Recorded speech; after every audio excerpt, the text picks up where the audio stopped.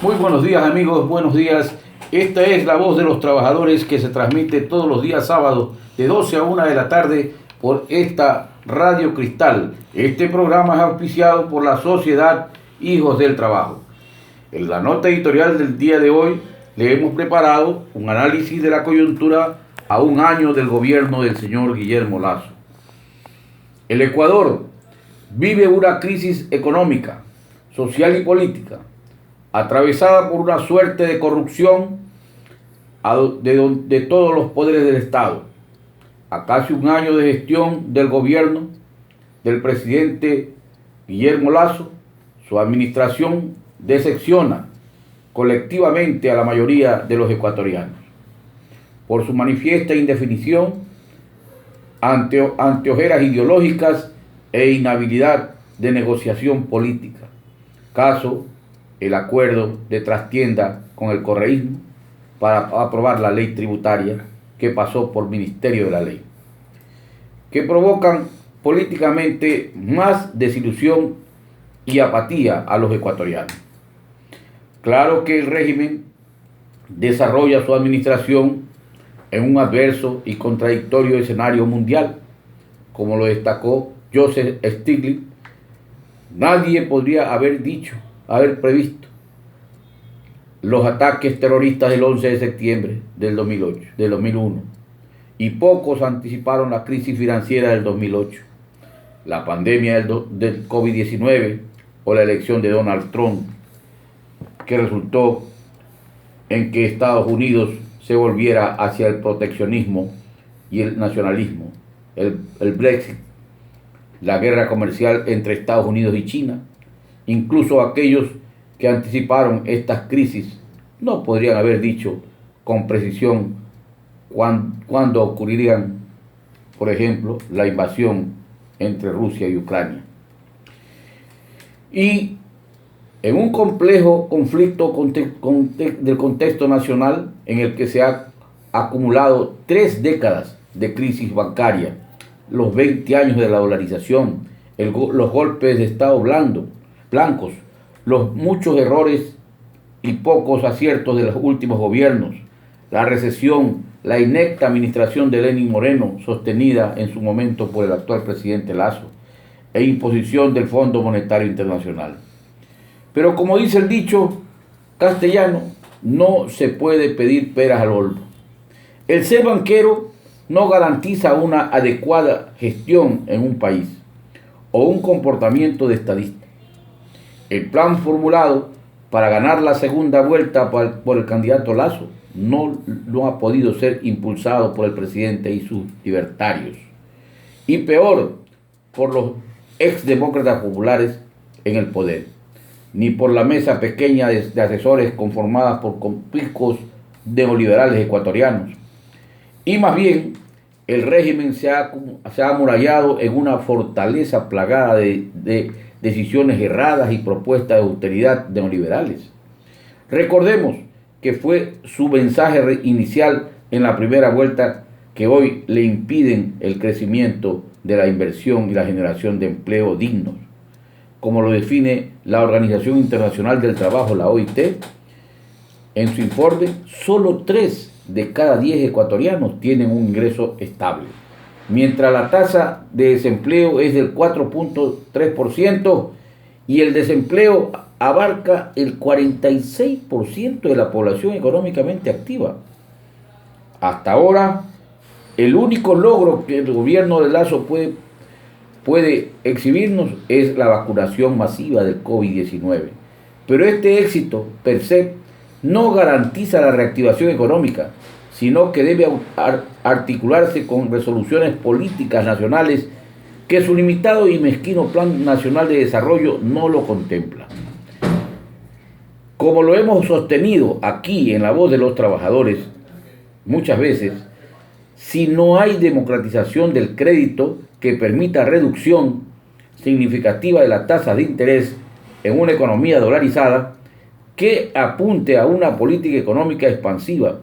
que impulse la promoción integral de la producción, incluyendo a los informales y a los micro, pequeñas y medianas empresas como son los MIPES, pero entonces decimos, ¿quién le pone los cascabeles al gato banquero? El presidente nunca va a rectificar, no le permite su ideología, ni sus prácticas sociales, peor. Por eso, si lo dejamos, venderán todos los activos estatales y seguirá privatizando y priorizando el pago a los bonistas de la deuda externa, lo cual nos dice que no le interesa ni la salud ni la educación o mejorar la situación financiera del BIES. Aplicará a rajatabla el neoliberalismo que ha fracasado internacionalmente, pero protegerá a sus amigos banqueros y empresarios asociados y a las élites como lo ha hecho hasta la fecha. Por ello se le ha impuesto mayores sacrificios a la clase media con la ley tributaria. Pero recordemos que seguirá negociando en el encuentro con los correístas. Se dejarán pasar los habeas corpus concedidos por jueces corruptos con la discrecionalidad que gozan actualmente los jueces, y seguirá rasgándose las vestiduras públicamente diciendo que respeta la independencia de las funciones del Estado y que es un hombre de principios, que los culpables son los otros. En ese sentido,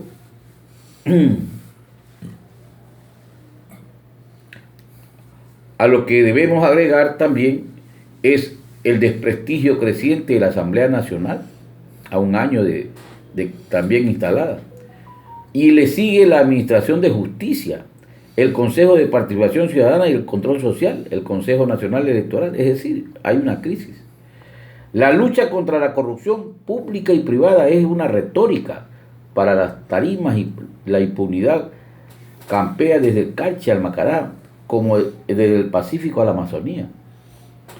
Frente al desgobierno y la incapacidad del régimen ultraconservador, las organizaciones agrupadas en el Frente Unitario de Trabajadores,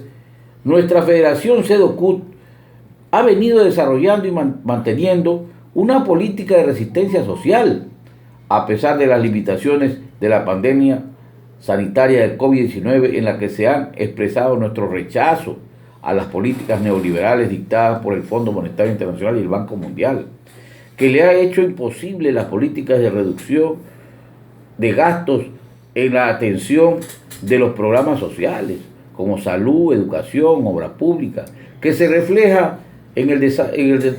desatención y reducción de las inversiones en educación y la falta de programas sociales, que los municipios apunten a resolver problemas sanitarios y contaminación ambiental y arreglo de la construcción de infraestructura como carreteras, caminos y muros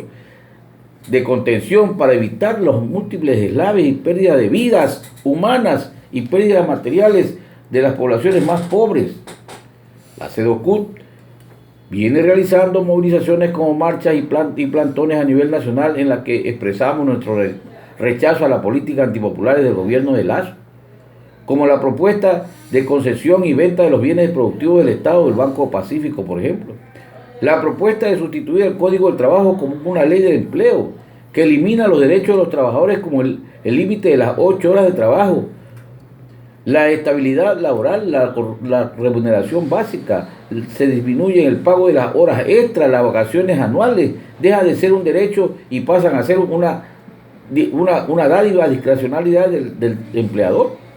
así como se legaliza el despido y lo deja sin indefensión a los trabajadores. Le elimina la tutela laboral y se establece la imposición del contrato. Es decir, terminando con el principio de favorabilidad para el trabajador, etc. Hemos tenido en los últimos tiempos que soportar el despido de cientos de miles de trabajadores que fueron sacados de sus puestos de trabajo por decisión unilateral de las empresas privadas y públicas, agravando más el índice de desempleo, y por ello se hace necesaria la organización y el fortalecimiento de un Frente Nacional Popular, conformado por los actores laborales, sociales, políticos e intelectuales,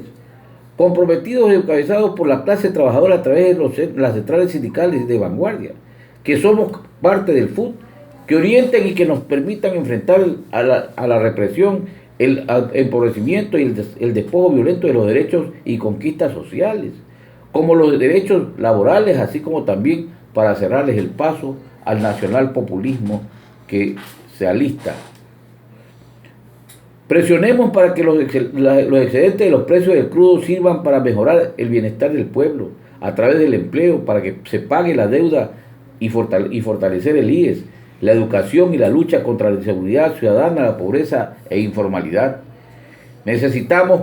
prioritariamente crear puestos de trabajo para nuestras mujeres y jóvenes, desarrollando nuestras potencialidades como es el desarrollo agropecuario, creando industria de alimentos, dando fomento al productor campesino e indígena para que pueda mantener y desarrollar su producción de alimentos. La obra pública orientada a resolver los problemas de la gente, tanto de la ciudad como del campo, con la red sanitaria y la vialidad. Este ha sido nuestro mensaje editorial el día de hoy, y con las disculpas del caso estamos realmente afectados con nuestra garganta increíblemente por los 3 días que hemos trabajado en el Congreso Nacional de la CEDOCUT, pero después de haber terminado ese evento tan importante, nos enfrentamos el día de mañana a un nuevo reto que es la marcha del 1 de mayo, que como todos los años es una conmemoración en la que rendimos homenaje a aquellos mártires de Chicago del año 1886, en la que los trabajadores del mundo le deben las 8 horas de trabajo, le debemos la protección de las leyes laborales y la contratación colectiva. Aspiramos nosotros que los trabajadores ecuatorianos, igual que los trabajadores del mundo, salgamos el día de mañana a esta conmemoración llenos de ímpetu para decirle a los gobiernos, y en el caso nuestro al gobierno nacional, rectificación, atención a los más pobres, equidad y justicia social. Gracias, nos vemos la próxima semana. Muy buenos días. Muy buenos días a nuestro editorialista de todos los sábados, el doctor Juan Enrique.